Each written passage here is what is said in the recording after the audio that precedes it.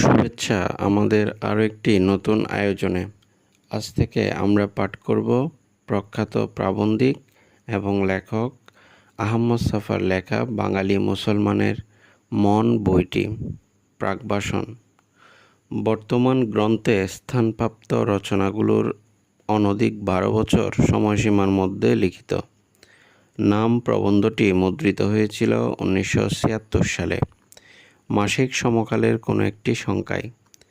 রবীন্দ্রনাথের সংস্কৃতি সাধনা রচনাটি ডক্টর আনিসুজ্জামান সম্পাদিত গ্রন্থ রবীন্দ্রনাথে স্থান পেয়েছে এবং সেজন্য ওটি লিখিত হয়েছিল। ভবিষ্যতের জন্য রচনাটি 1969 সালের দিকে অধুনালুপ্ত কণ্ঠস্বর এর কোনো একটি সংখ্যায় প্রকাশ পেয়েছে।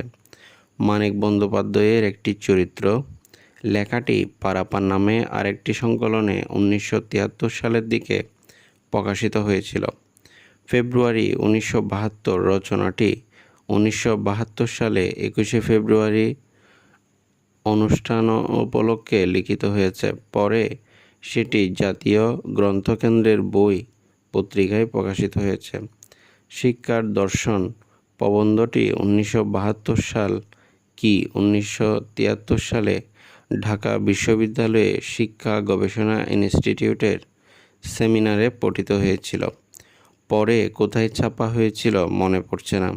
বার্ট্রান্ড রাসেল লেখাটি অধুনালুপ্ত মুখপত্র পত্রিকায় 1970 সালের দিকে ছাপা হয়।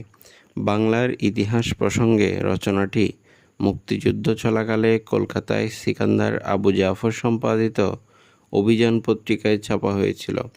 বাংলার চিত্র ঐতিহ্য সুলতানের সাধনা শীর্ষক রচনাটি লেখা হয়েছে মাত্র মাস কয়েক আগে। এটি মূলভূমি নামে একটি সংকলনে সবে ছাপা হলো।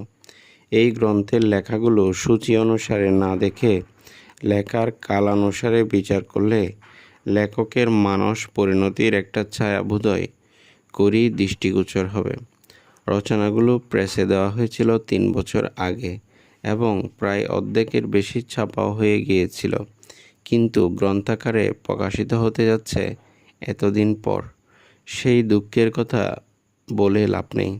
তবু ভাবতে ভালো লাগছে 1981 সালের 21শে ফেব্রুয়ারিতে লেখাগুলো গ্রন্থাকারে প্রকাশিত হলো। বিনীত আহমদ ছফা। উত্তর ভূমিকা। এই গ্রন্থের নাম প্রবন্ধটি লেখার পেছনে সামান্য ইতিহাস আছে। তখন জিয়াউর রহমানের রাজত্বকাল। অধ্যাপক আবুল ফজল তার শিক্ষা বিষয়ক উপদেষ্টা। আবুল ফজল সাহেবের সঙ্গে আমার বিলক্ষণ পরিচয় ছিল এবং তিনি আমাকে খুবই স্নেহ করতেন। আমার গল্প, উপন্যাস এবং প্রবন্ধের উপর তিনি 3টে প্রবন্ধ লিখেছেন। লেখক জীবনে আবুল ফজল সাহেবের কাছে আমি অনেক পরিমাণের ঋণী। তিনি আমার মতো অনেক তরুণেরই প্রেরণার উৎস ছিলেন। তিনি ছিলেন মুক্তবুদ্ধির পূজারী এবং ঘোষিত নাস্তিক। যেহেতু ফজল সাহেব নাস্তিকতা প্রচার করতেন, প্রতিক্রিয়াশীল ধর্মান্ধ লোকেরা তাকে ভীষণ খারাপ চোখে দেখত এবং প্রায়ই পত্রপত্রিকায় তাকে গালাগাল করা হতো। একদিন সকালবেলা আমি প্রাতঃভ্রমণ করতে সোহরাওয়ার্দী উদ্যানে গিয়েছি।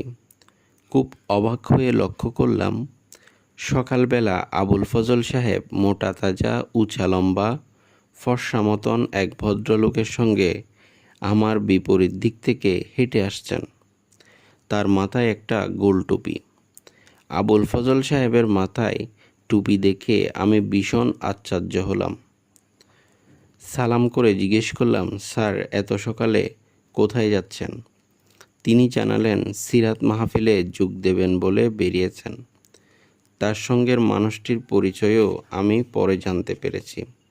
তিনি ছিলেন জেনারেল জিয়াউর রহমানের আকাশ সেনা প্রধান জনাব এম.এ.জি. তাওয়াব। ধর্ম নিয়ে অত্যাধিক বাড়াবাড়ির কারণে এই ভদ্রলোক জিয়াউর রহমানকে অনেকবার বেকায়দায় ফেলেন। শেষ পর্যন্ত জেনারেল জিয়া তাওয়াবকে তার শ্বশুরের দেশ জার্মানিতে চলে যেতে বাধ্য করেন। আমি আবুল ফজল সাহেবকে টুপি পরে সিরাত মাহফিলে যোগ দিতে যাওয়ার ঘোষণা শুনে শুনে মনে একটা চোট পেয়ে গেলাম। এই ঘোষিতভাবে নাস্তিক ভদ্রলোকটি আজকে ক্ষমতার স্বাদ পেতে না পেতে নিজেকে প্রচণ্ড ধার্মিক বলে পরিচয় দিতে চাইছেন। এরকম কাণ্ড কী করে ঘটে সেটা আমাকে ভয়ানক রকম চিন্তিত এবং উতলা করে তোলে। অনেক নাস্তিক শেষ পর্যন্ত আস্তিকে পরিণত হয়েছে।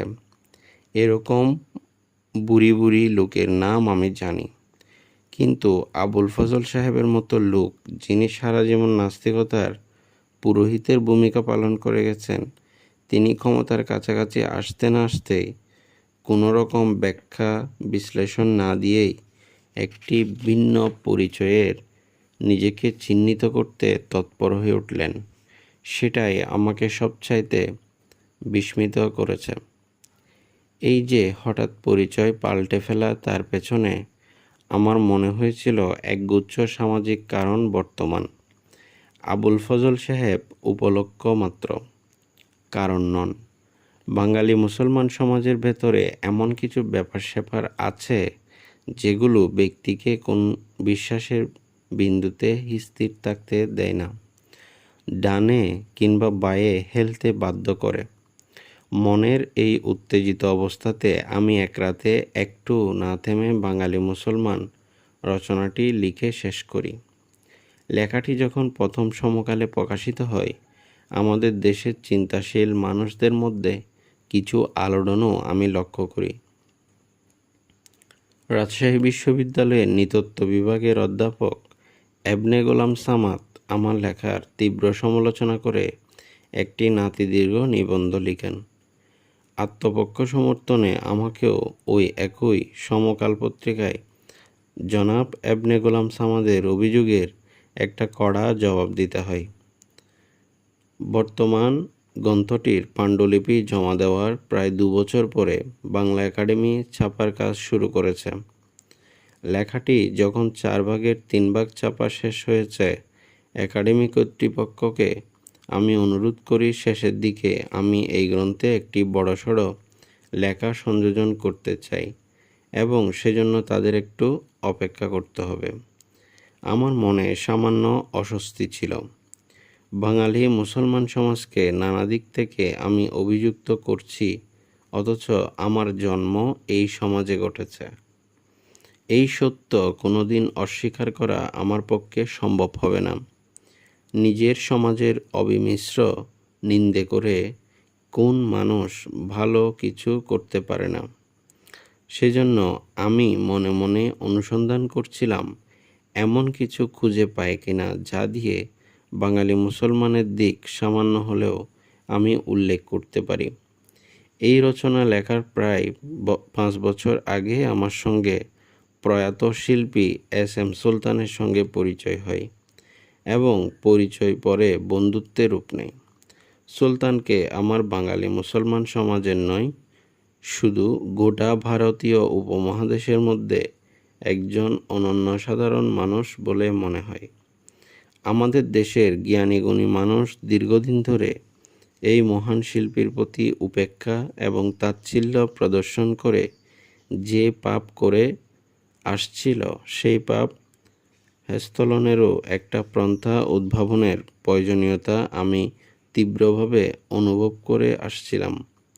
যেভাবে সুলতান এবং তার শিল্পকর্ম দেশবাসীর সামনে তুলে ধরা প্রয়োজন, সেই জিনিসটি তুলে আনতে পারছিলাম না বলে আমাকে ক্রমাগত অপেক্ষা করতে হয়েছিল।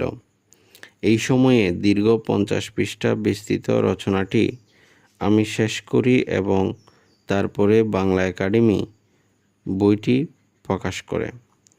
বাঙালি মুসলমানের মন গ্রন্থটি বাংলা একাডেমি থেকে প্রকাশিত হওয়ার পর এই গ্রন্থের পক্ষে বিপক্ষে নানা ব্যক্তি অভিমত প্রকাশ করতে থাকেন। আমার এই রচনার বিরূপ প্রতিক্রিয়াসমূহের মধ্যে থেকে কয়েকটির কথা আমি তুলে ধরতে চাই। ঢাকা বিশ্ববিদ্যালয়ের সমাজবিজ্ঞানের অধ্যাপক, ভূতপূর্ব সভাপতি প্রাথমিক শিক্ষক সমিতি আবুল কালাম আজাদ জনাব অলি আহাদ সম্পাদিত সাপ্তাহিক ইত্তেহাদ পত্রিকায় অনূন্য 6 মাস ধরে আমার লেখা বাঙালি মুসলমানের মন প্রবন্ধটির বিরুদ্ধে একটানা লিখে যেতে থাকেন। এই রস্যকায় করিতকর্মা অধ্যাপককে যিনি জানেন, অবশ্যই একমত হবেন তার প্রতিশোধ গ্রহণের আকাঙ্ক্ষা কী রকম ভয়ঙ্কর হতে পারে। আজাদ সাহেব ইত্তেহাদ পত্রিকায় নিবন্ধসমূহ লিখে নিবৃত্ত হতেন না। তার নিবন্ধ সংবলিত পত্রিকাটি প্রতি সপ্তাহে আমার দরজার তলা দিয়ে ঘরের মধ্যে ঢুকিয়ে দিয়ে যেতেন। আমি তখন থাকতাম ঢাকা বিশ্ববিদ্যালয়ের আন্তর্জাতিক ছাত্রাবাসে এবং তিনি থাকতেন আমার পেছনে শিক্ষকদের কোয়ার্টার্সে। আমি সিদ্ধান্ত নিয়েছিলাম আজাদ সাহেব ভালো মন্দ যাই লিখুক না কেন আমি কোনো প্রতিক্রিয়া ব্যক্ত করব না, কারণ আমি আবুল কালাম আজাদ সাহেবের কৌশলটা আঁচ করতে পেরেছিলাম। তিনি তার লেখাগুলো পাঠ করিয়ে আমাকে খেপিয়ে তুলতে চাইছিলেন। আমি ঠিক করেছিলাম তার ফাঁদে কিছুতেই ধরা দেব না। তাই দরজা খুলে যখন দেখতাম একটা ইত্তেহাদ পত্রিকা মেজের উপর শুয়ে আছে, আমি কাল বিলম্ব না করে সেটা জ্বালিয়ে ফেলতাম। তারপর আবুল কালাম আজাদ সাহেব একটা ভিন্ন পথ ধরলেন। ইত্তেহাদের প্রকাশিত নিবন্ধগুলো দিয়ে তিনি একটা পুস্তিকা প্রকাশ করলেন এবং সেই পুস্তিকা ঢাকা বিশ্ববিদ্যালয়ের শিক্ষকদের মধ্যে বাড়ি বাড়ি গিয়ে বিতরণ করে এলেন। কিন্তু শিক্ষকরা কেউ উচ্চবাচ্য কিছু করলেন না। এই ছোট মানুষটি মোটেই দমে যাওয়ার পাত্র নন। তিনি এক শুক্রবার স্বরচিত পুস্তিকাটি হাতে করে কাটাবন মসজিদে এলেন। নামাজ শেষে উপস্থিত মুসল্লিদের কাছে নিবেদন করলেন, আহমদ ছফা বাঙালি মুসলমানদের হিন্দুদের যার সন্তান বলেছে, সুতরাং তার একটা বিহিত হওয়া দরকার। আমার ধারণা মুসল্লি সাহেবরা আবুল কালাম আজাদ সাহেবের চরিত্র জানতেন, তাই তারা চেতে ওঠার বিশেষ প্রয়োজন অনুভব করেননি। এভাবে তো আবুল কালাম পর্ব ছুটল। এরপর আক্রমণ এলো সম্পূর্ণ ভিন্ন দিক থেকে। দৈনিক সংগ্রাম পত্রিকায় আমাকে ব্যঙ্গ বিদ্রূপ করে পরপর 2 সংখ্যায় একটি লেখা প্রকাশিত হলো। এক ভদ্রলোক ছদ্মনামে এই রচনাটি প্রকাশ করেছেন। পরে আমি এই ভদ্রলোকটির নাম পরিচয়ও উদ্ধার করতে পেরেছি। তিনি ছিলেন একটি বিশ্ববিদ্যালয়ের ভূতপূর্ব উপাচার্য এবং পরবর্তীকালে জিয়া সরকারের একজন মন্ত্রী। যতই নিন্দে সমালোচনা হোক, তথাপি লেখাটির মধ্যে একটা শক্তি ছিল যা আমাদের দেশে প্রধান এবং খ্যাতনামা গদ্য লেখকদেরও প্রভাবিত করতে সক্ষম হয়েছিল। আমি যে যুক্তি শৃঙ্খলা প্রয়োগ করে বাঙালি মুসলমানের মানস জীবন বিশ্লেষণ করার প্রয়াস নিয়েছিলাম, আমার সেই চিন্তন পদ্ধতিটি অনেকেই গ্রহণ করতে বাধ্য হয়েছিলেন। কিন্তু আমার প্রতি সামান্যতম ঋণের কথা উল্লেখ করলে তাদের সম্মানহানি ঘটে, সেজন্য আমার নামটি একেবারেই উল্লেখ করেননি। একটা দুঃখের কথা বলি। একবার বাংলা একাডেমি সিদ্ধান্ত নিলেন তারা একটি প্রবন্ধ সংকলন প্রকাশ করবেন, যে সংকলনে বাংলা সাহিত্যের প্রধান গদ্য লেখকদের রচনা স্থান পাবে। একেবারে ঘনিষ্ঠতম লেখক হিসেবে আমারও একটি লেখা গ্রহণ করবেন বলে ঠিক করেছেন। আমাকে যখন একটি লেখা দিতে বলা হলো, আমি বাঙালি মুসলমানের মন প্রবন্ধটি একাডেমিতে জমা দিলাম। কিছুদিন পর একাডেমির দায়িত্বপ্রাপ্ত কর্মকর্তা আমাকে জানালেন, সম্পাদক মণ্ডলী আমার রচনাটি বিশেষ কারণে গ্রহণ করতে পারছেন না। আমি যেন তাদেরকে অন্য একটি রচনা দিয়ে বাধিত করি। এই সংবাদটি শুনে আমি অত্যন্ত চটে যাই এবং একাডেমিকে চিঠি লিখে জানাই, প্রস্তাবিত প্রবন্ধ সংকলনের যে 4 জন সম্পাদক রয়েছেন, তাদের মধ্যে 3 জনই এই লেখা থেকে মাল মশলা সংগ্রহ করে দেদার লেখা লিখে যাচ্ছেন। সম্পাদকবৃন্দ কী কারণে এই রচনাটি গ্রহণ করতে চাননি, আমাকে লিখে জানালে বাধিত হব। একাডেমি আমাকে কোনো কিছু জানাননি এবং সেই গ্রন্থটি অদ্যাবধি প্রকাশিত হয়নি, যদিও লেখকদের সম্মানে পরিশোধ করা হয়েছিল। আমাকে এই প্রবন্ধটি সম্বন্ধে আরও কিছু কথা বলতে হবে এবং বলবো রচনার শেষ পর্যায়ে। এখানে একটি সংবাদ জানিয়ে রাখতে চাই। কলকাতাতে যখন গ্রন্থটি প্রকাশ হতে যাচ্ছিল, সে সময়ে মিরান্দা প্রকাশনীর শ্রীমতী পাপিয়া রায় একটি গ্রন্থ প্রকাশ উৎসবের আয়োজন করেছিলেন। সদ্য প্রয়াত কবি শক্তি চট্টোপাধ্যায় ওই অনুষ্ঠানে সভাপতিত্ব করেছিলেন। তারপর থেকে কবি শক্তি চট্টোপাধ্যায়ের সঙ্গে আমার একটি সুন্দর সম্পর্ক তৈরি হয়। গ্রন্থটির দ্বিতীয় সংস্করণ প্রকাশের প্রাক্কালে শক্তি চট্টোপাধ্যায়ের স্মৃতির প্রতি সম্মান প্রদর্শন করা একটি কর্তব্য বলে মনে করছি। এই গ্রন্থে বাঙালি মুসলমানের মন ছাড়াও আরও কিছু রচনা স্থান পেয়েছে। তার মধ্যে ভবিষ্যতের ভাবনা রচনাটি আমি লিখি ছাত্রজীবনে। রচনাটি জনাব আবদুল্লাহ আবু সাইদ সম্পাদিত কণ্ঠস্বর পত্রিকায় প্রকাশিত হয়। আইয়ুব খান সাহেবের সংস্কৃতি বিষয়ক মন্ত্রী খাজা শাহাবুদ্দিন যখন রেডিও টিভিতে রবীন্দ্রসঙ্গীত প্রচার বন্ধ করার ঘোষণা দেন, সে সময়ে আমি আমার এক বন্ধু কাজী সিরাজ মিলে ঠিক করি এই পরিস্থিতিতে তৎকালীন পূর্ব পাকিস্তানের সমস্ত পরিচিতিসম্পন্ন তরুণ প্রবীণ কবি লেখকদের রচনা সংগ্রহ করে একটি সংকলন গ্রন্থ প্রকাশ করলে সবচাইতে ভালো হয়। আমরা প্রখ্যাত প্রকাশনা প্রতিষ্ঠান স্টুডেন্ট ওয়েসকে এই প্রস্তাবিত গ্রন্থটি প্রকাশ করার দায়িত্ব গ্রহণ করতে রাজি করাই। তারপর আমাদের শিক্ষক ডক্টর আনিসুজ্জামান সাহেবকে এই গ্রন্থটি সম্পাদনা করতে অনুরোধ করি এবং তিনি রাজিও হন। এই উপলক্ষে আমি রবীন্দ্রনাথের সংস্কৃতি সাধনা শীর্ষক লেখাটি লিখি। এখানে বলা অপ্রাসঙ্গিক হবে না, ওই সংকলনে এটি ছিল একমাত্র ছাত্রলিখিত রচনা। আমার লেখাটির অংশবিশেষ প্রয়াত সৌমেন্দ্রনাথ ঠাকুর মহাশয় স্টেটসম্যান পত্রিকায় ইংরেজি অনুবাদ করে প্রকাশ করেন। বাঙালির ইতিহাস প্রসঙ্গে লেখাটি লেখা হয়েছিল মুক্তিযুদ্ধের সময়। তখন প্রয়াত কবি সিকান্দর আবু জাফর কলকাতা থেকে সাপ্তাহিক অভিযান পত্রিকাটি প্রকাশ করতেন। 1974 সালে ঢাকা বিশ্ববিদ্যালয়ের শিক্ষা গবেষণা ইনস্টিটিউটের শিক্ষা বিষয়ক সেমিনারে পাঠ করার জন্য শিক্ষার দর্শন শীর্ষক রচনাটি লিখিত হয়। একটু ভুল হয়ে গেল। ছাত্র থাকার সময়ে যে সকল প্রবন্ধ লিখেছি, বার্ট্রান্ড রাসেলও সেই পর্যায়ভুক্ত রচনা। লেখাটি ডক্টর আহমদ শরীফের বাড়িতে পাঠচক্রের একটি সাপ্তাহিক সভায় পঠিত হয়েছিল। প্রথম সংস্করণে যে সকল রচনা প্রকাশিত হয়েছিল অপ্রাসঙ্গিক মনে হওয়ায় বর্তমান সংস্করণটিতে 4টি প্রবন্ধ বাদ দেওয়া হলো। বাঙালি মুসলমানের মন গ্রন্থটিতে অন্তত 3টি রচনা স্থান পেয়েছে, যেগুলোর জন্য আমি সামান্য কৃতিত্ব দাবি করতে পারি। প্রথমত, মানিক বন্দ্যোপাধ্যায়ের পদ্মা নদীর মাঝি উপন্যাসের একটি চরিত্র প্রবন্ধটির কথা উল্লেখ করব। হোসেন মিয়ার চরিত্রটিকে আমি যেভাবে ব্যাখ্যা করেছি সেটি একেবারে নতুন। ইতিপূর্বে বাংলা সাহিত্যে কোনো সমালোচনা মানিকের সৃষ্ট ওই অপূর্ব চরিত্রটির এরকম বৈজ্ঞানিক ব্যাখ্যা দাঁড় করাননি। গৌতম ঘোষ পদ্মা নদীর মাঝি উপন্যাসটির যে চিত্ররূপ দিয়েছেন তাতে খুঁটিয়ে বিচার করলে আমার এই প্রবন্ধটির প্রভাব লক্ষ্য করা যাবে। গৌতম যে উৎকৃষ্ট ছবি করতে পারেননি সেই দোষ তো আমার নয়, আমি চরিত্রটির সঠিক ব্যাখ্যা করেছিলাম।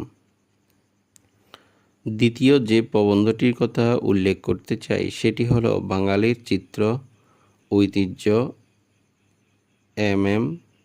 এস এম সুলতানের সাধনা। এই বিশেষ রচনাটি লিখতে পারার কারণে আমি মনে করি একটা বড় সামাজিক এবং সাংস্কৃতিক দায়িত্ব পালন করেছি। 50-এর দশকের দিকে শিল্পী এস.এম. সুলতান ইউরোপ আমেরিকায় খ্যাতি অর্জন করেছিলেন। কন্টেম্পোরারি গ্রেট মাস্টার স্পিকার্সও ডালি, মাথিস, ফলক্লি প্রমুখ শিল্পীদের সঙ্গে প্রদর্শনীতে অংশগ্রহণ করেছিলেন। এই কথা সত্য বটে, কিন্তু দেশে ফিরে আসার পর তার কথা লোকে একেবারেই ভুলে যায়। তিনি নড়াইলের কৃষিজীবী সমাজের সঙ্গে একেবারে মিলেমিশে জীবনযাপন করতে থাকেন। এখানে ওখানে কিছু ছবি এঁকেছেন, শিশুদের আঁকার তালিম দিয়েছেন। গাঁজা চরস টেনে তার দিন কেটে যাচ্ছিল। 1976 সালে দেশে আসার প্রায় 30 বছর পর শিল্পকলা একাডেমিতে সুলতানের একটি চিত্র প্রদর্শনী হয় এবং ওতে 500-র মতো ছবি স্থান পেয়েছিল। আমাদের দেশের শিল্পী এবং চিত্র অনুরাগী মহল সুলতানের এই অমর চিত্রসমূহের প্রতি কোনো অনুরাগ দেখাতে পারল না। এই ঘটনাটা আমাকে ভয়ঙ্কর রকম ব্যথিত করে। এই শহরবাসী মানুষদের সামনে তুলে ধরার একটা তীব্র আকাঙ্ক্ষা আমার মধ্যে জাগ্রত হয়। আমি পেশাদার চিত্র সমালোচক ছিলাম না, শিল্প আমার কোনো রকমের অধিকারবোধ ছিল না। প্রয়োজনীয় যোগ্যতার অভাব সত্ত্বেও সুলতানের প্রতিভাকে তুলে ধরব একটা প্রতিজ্ঞা আমি গ্রহণ করি। বেশ কয়েক বছর পড়াশোনার পর সুলতানের উপর দীর্ঘ প্রবন্ধটি আমি রচনা করি। এই লেখায় সুলতানকে পৃথিবীর শ্রেষ্ঠ চিত্রকরদের একজন হিসেবে চিহ্নিত করার কারণে আমাদের দেশে ছবি আঁকি এদের কাছ থেকে অনেক খারাপ কথা শুনতে হয়েছে। এটা গেল একদিক। আরও একটা দিক রয়েছে। এই রচনাটি প্রকাশিত হওয়ার পর শিল্পী সুলতানকে নতুনভাবে বিচার করার একটা প্রক্রিয়াও এখানে শুরু হয়। মূলত আমার রচনার বিশ্লেষণের ধারা অনুসরণ করে তরুণ চিত্র পরিচালক তারেক মাসুদ সুলতানের জীবন অবলম্বন করে আদম সুরত শিরোনামে একটি প্রামাণ্যচিত্র তৈরি করেন।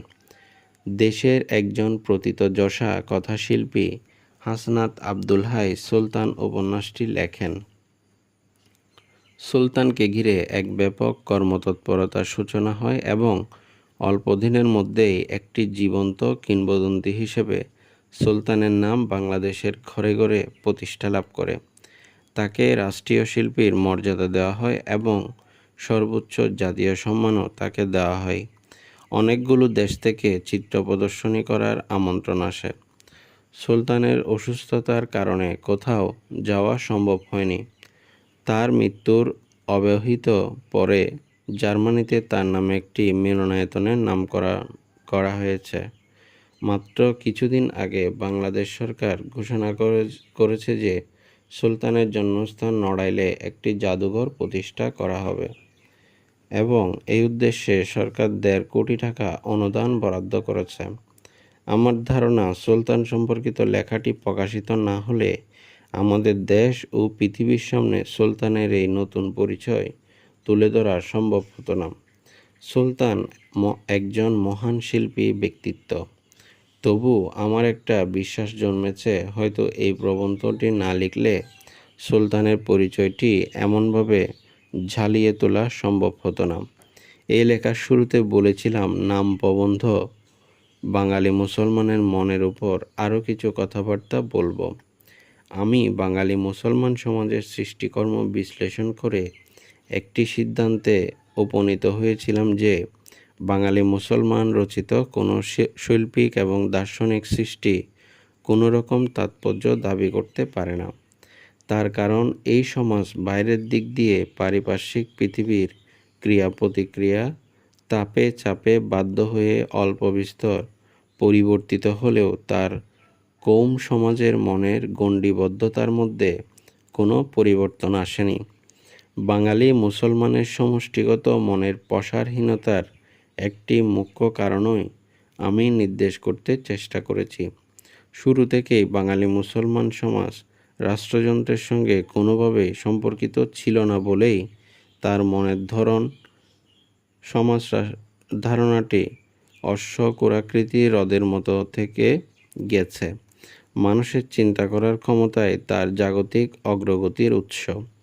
বাঙালি মুসলমান চিন্তাই করতে শেখেনি, তার কারণ কখনো সে রাষ্ট্রযন্ত্র পরিচালনা করার অধিকার পায়নি।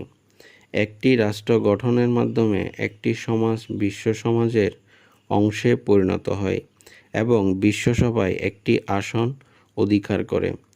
বাঙালি মুসলমানের উল্লেখ করার মতো কোনো কীর্তি ছিল না। কিন্তু বাঙালি মুসলমান ৭১-এর মুক্তিযুদ্ধের মাধ্যমে একটি বাঙালির জাতীয় রাষ্ট্রের জন্ম দিয়েছে। এটাই তার সবচাইতে বড় এবং অবিস্মরণীয় কীর্তি। এই কীর্তির পাশে অন্যবিধ কীর্তিগুলো অম্লান হয়ে যায়। এখানে একটা কথা বুঝিয়ে বলার অপেক্ষা রাখে না। আমি বাঙালি মুসলমান বাঙালির জাতির ও রাষ্ট্রের প্রতিষ্ঠা করেছে এই কথাটি বলে অন্যান্য জাতিগোষ্ঠী এবং ধর্মীয় সম্প্রদায়ের দাবি খারিজ করিনি। বাংলাদেশে সংখ্যাধিক মানুষ মুসলমান এবং মুক্তিযুদ্ধে তাদের ভূমিকা সবচাইতে প্রণিধানযোগ্য। সেই কথাটি মনে রেখে বলেছি বাঙালি মুসলমান একটি বাঙালি জাতীয় রাষ্ট্র সৃষ্টি করেছে। অন্যান্য ধর্মীয় সম্প্রদায়গুলো এই জাতীয় রাষ্ট্র সৃষ্টিতে কোনো ভূমিকা পালন করেনি, সে কথা আদৌ সত্য নয়। ইতিহাসে ২০-৩০ বছর কোনো দীর্ঘ সময় নয়। বাঙালি মুসলমান মুক্তিযুদ্ধের মাধ্যমে যে রাষ্ট্রযন্ত্রটি প্রতিষ্ঠা করেছে সেই রাষ্ট্রের সংকটের অন্ত নেই। কোথাও কোনো দিক নির্দেশনার চিহ্ন পরিদৃশ্যমান নয়। সামাজিক সভ্য এবং ধর্মীয় কুসংস্কার সাম্প্রতিককালে এমন প্রচণ্ড আকার নিয়ে দেখা দিয়েছে, অনেক সময় মনে হয় এই জাতি মেরুদণ্ডের উপর থিতু হয়ে কোনোদিন দাঁড়াতে পারবে না। মধ্যযুগীয় ভূত এই জাতিকে এমনভাবে আষ্টে পৃষ্ঠে বেঁধে রেখেছে, তার নাগপাশ কখন কিভাবে ছাড়াতে পারবে এই কথা এখন একরকম চিন্তা করাও অসম্ভব হয়ে দাঁড়িয়েছে। বর্তমান অস্থিরতা এবং মধ্যযুগীয় ধর্মীয় বদ্ধমতের পুনরুত্থানের একটি কারণ আমি নির্দেশ করতে চাই। শুরু থেকে বাংলাদেশ রাষ্ট্রের নেতৃত্বে যে দলটি গিয়েছিল তার আদর্শিক বৃত্তটি বিশ্লেষণ করলেই সেটি ধরা পড়বে। আওয়ামী লীগ বাংলাদেশের মুক্তি সংগ্রামের নেতৃত্ব দিয়েছে। অন্যান্য দলও স্বাধীনতা সংগ্রামে অংশগ্রহণ করেছে, কিন্তু আওয়ামী লীগের ভূমিকাটি যে প্রধান তাতে সন্দেহ নেই। কিন্তু এই আওয়ামী লীগের কী পরিচয়? আওয়ামী লীগের প্রতিষ্ঠাতা মাওলানা ভাসানী ছিলেন আসাম মুসলিম লীগের প্রেসিডেন্ট।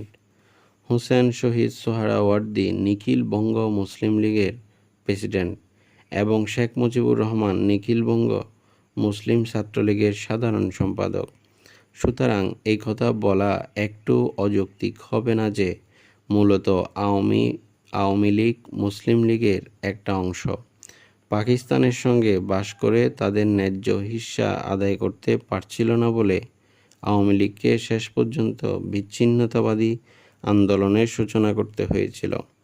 একটা কথা মনে রাখা প্রয়োজন, স্বাধীনতা সংগ্রাম এবং বিচ্ছিন্নতাবাদী আন্দোলন তাৎপর্যের দিক দিয়ে দুটি এক জিনিস নয়। এই আওয়ামী লীগের আন্দোলন যতই বেগ এবং আবেগ সঞ্চয় করেছে, সমাজের সংখ্যাগরিষ্ঠ মানুষ তাদের নেতৃত্ব কবুল করে নিয়েছিল। কিন্তু সমাজের ভেতর তারা কোন নতুন মূল্যচিন্তার জন্ম দিতে পারেনি, নতুন সংস্কৃতি নির্মাণ করতে পারেনি। তারা সেকুলারিজমের নীতিকে শুধু রাজনৈতিক উদ্দেশ্যে সাধনের হাতিয়ার হিসেবে গ্রহণ করতে বাধ্য হয়েছিল। ১৯৭৫ সালের সামরিক অভ্যুত্থানের পর শেখ মুজিব সপরিবারে যখন নিহত হলেন, তখন তার অনেক দিন পর্যন্ত আওয়ামী লীগ শিরদাঁড়া সোজা করে দাঁড়াতে পারেনি। মূলত আওয়ামী লীগই একমাত্র দল যারা আমাদের জনগণের ঐতিহাসিক সংগ্রামের উত্তাপ থেকে জন্ম নিয়েছে এবং তাই তার একটি ঐতিহাসিক ভিত্তি রয়েছে। মুশকিলের কথা হলো, আওয়ামী লীগ যখন জেতে তখন মুষ্টিমেয় নেতা বা নেত্রীর বিজয় সূচিত হয়, কিন্তু আওয়ামী লীগ যখন পরাজিত হয় গোটা বাংলাদেশটাই পরাজিত হয়। আওয়ামী লীগের যারা বুদ্ধিজীবী তাদের অনেকেই ধর্মপ্রাণ মুসলমান সমাজে গ্রহণযোগ্য ভাষায় কথা বলতে জানেন না। তাদের কথা অনেক সময়ে মনে হয় ভারতের তথাকথিত সেকুলার বুদ্ধিজীবীদের ক্ষীণ প্রতিধ্বনি মাত্র। আওয়ামী লীগের বুদ্ধিজীবীরা দেশের ভেতর সেকুলারিজম আবিষ্কার করতে অক্ষম, বাইরে থেকে সেকুলারিজম আমদানি করায় অভ্যস্ত হয়ে উঠেছে। এখানেই আমাদের জাতি এবং সমাজ জীবনের যাবতীয় বিপত্তির উৎস। মুসলিম সমাজ এবং সংস্কৃতির ভেতরে একটা সেকুলারিজমের ভিত প্রতিষ্ঠা করতে ব্যর্থ হওয়ার কারণে আমাদের জনগণের অগ্রযাত্রা ব্যাহত হচ্ছে। শেষ কথা আমি এই বলতে চাই যে বাংলাদেশের বুদ্ধিজীবীদের ধর্মীয় সংস্কারে পীড়িত মুসলিম সমাজের দিকে অত্যন্ত সাহস নিয়ে সহানুভূতির সঙ্গে তাকাতে হবে। মধ্যযুগীয় সমাজ কাঠামোর ভেতরে আধুনিক সমাজের বীজ রোপণ করে প্রাচীন সমাজ কাঠামো ফাটিয়ে ফেলতে হবে। এই কাজটি যেদিন হবে, বাঙালি এই জাতীয় রাষ্ট্রটি আপন শক্তি এবং শৌর্য নিয়ে পূর্ব ভারতের এই অঞ্চলে একটি নতুন যুগের সূচনা করবে। মনে রাখতে হবে, বাংলাদেশের জনগণ মুক্তিযুদ্ধের মাধ্যমে যে রাষ্ট্রটি জন্ম দিয়েছে সেটি ভারতীয় উপমহাদেশের মধ্যে সবচাইতে আধুনিক রাষ্ট্র। এই আধুনিক রাষ্ট্রের দাবি এবং প্রয়োজনটি স্বীকার করে নিয়ে সঠিক রাজনৈতিক দিক নির্দেশনা লাভ করলে বাংলাদেশ বাঙালি জনগোষ্ঠীর সত্যিকারের আশ্রয়স্থল হিসেবে পৃথিবীতে গৌরবের সঙ্গে মাথা তুলে দাঁড়াবে।